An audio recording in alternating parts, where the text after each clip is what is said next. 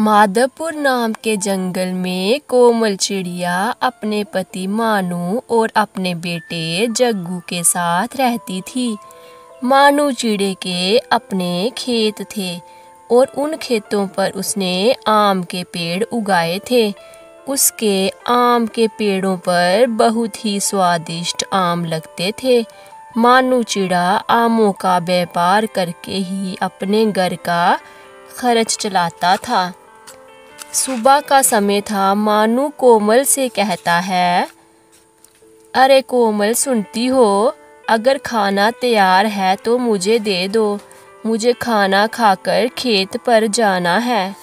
आज मुझे अपने आम के खेतों पर गुड़ाई का काम भी करना है।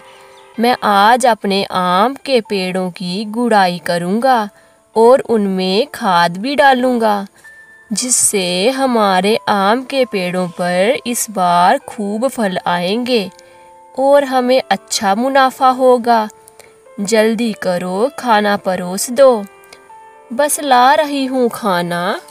फिर कोमल मानू को खाना परोस कर देती है और मानू खाना खाने के बाद खेत पर जाता है। रास्ते में उसे कालू कौवा मिलता है। कालू मानू से कहता है, अरे मानू, इतनी सुबह सुबह कहाँ जा रहे हो? कहीं नहीं, अपने खेत पर जा रहा हूँ। मैं अपने आम के पेड़ों की अच्छे से गुड़ाई और उन्हें खाद डालूँगा। फिर मेरे आमों के पेड़ों पर खूब फल आएंगे।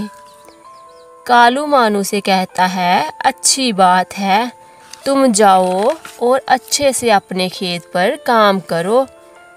फिर मानू अपने खेत पर चला जाता है और कालू अपने घर की ओर आ जाता है। घर आने पर कालू सारी बात सुंदरी कौवी को बताता है। सुंदरी कौवी बहुत खुश होती है और कालू से कहती है, अच्छा कालू जी, ये तो आपने बहुत अच्छी बात बताई।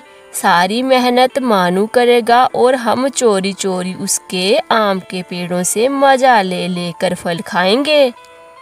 इस बार तो हम खूब फल खाएंगे, वो भी मानू के खेत से चोरी चोरी। कालू और गोरी बहुत खुश होते हैं और अपने मन ही मन में ख्याली पुलाव पकाने लगते हैं। उधर दोपहर हो जाती है। चिड़िया अपने घर का सारा काम करने के बाद अपने बेटे जग्गू से कहती है, जग्गू बेटा, मैं आपके पापा के लिए खाना और पानी लेकर खेत पर जा रही हूँ। आप घर का ध्यान रखना और बाहर मत जाना। ठीक है मम्मा, आप जाओ, मैं ध्यान रखूँगा। फिर चिड़िया खेत पर चली जाती है। वह देखती है कि मानू चिड़ा पेड़ों की गुड़ाई कर रहा है। वह उससे कहती है, अरे मानू जी, अब बस करो, सुबह से बहुत मेहनत कर ली। लो अब खाना खा लो और थोड़ी देर आराम कर लो। फिर मानू खाना खाने बैठ जाता है और कोमल उसे खाना परोस कर देती है। फिर खाना खाने के बाद मानू आराम करता है और कोमल थोड़ा काम करती है। फिर शाम हो जाती है और दोनों घर की ओर लौट आते हैं। ऐसे ही थोड़े दिन गुजर जाते हैं। थोड़े दिनों बाद मानू अपने खेतों पर जाता है और देखता है उसके सारे आम के पेड़ों पर खूब फल आए हैं और कुछ दिनों में पकने वाले हैं। वह जल्दी से घर आता है और कोमल को बताता है।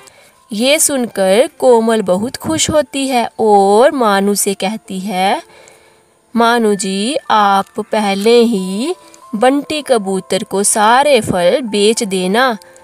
वो एक साथ सारे फल खरीद लेगा, जिससे हमें कोई नुकसान नहीं होगा।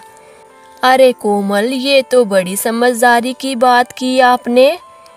मैं ऐसा ही करूँगा और कल मैं बंटी को अपने फलों के पेड़ दिखाऊंगा और सौदा पक्का कर लूँगा।